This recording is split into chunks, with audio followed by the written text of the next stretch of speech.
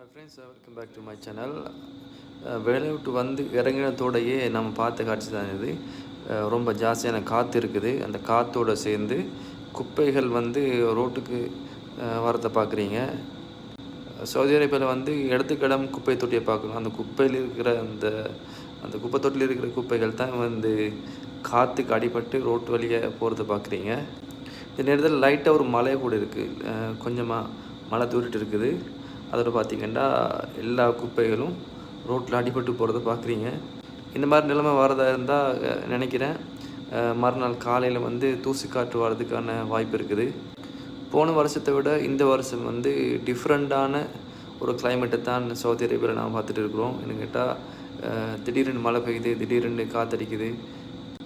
Climate change ஆகும்போது மழை பெய்யும் 2 வாட்டி. ஒன்று குளிர்லேருந்து ஹீட் வரும்போது, ஹீட்லேருந்து குளிர் வரும்போது, இந்த மாதிரி 2 தடவை மழை பெய்யும். ஆனால் இப்போ வந்து ஹீட் தொடங்கினதுக்கப்புறம் கூட மழை பெஞ்சிட்டு இருக்குது.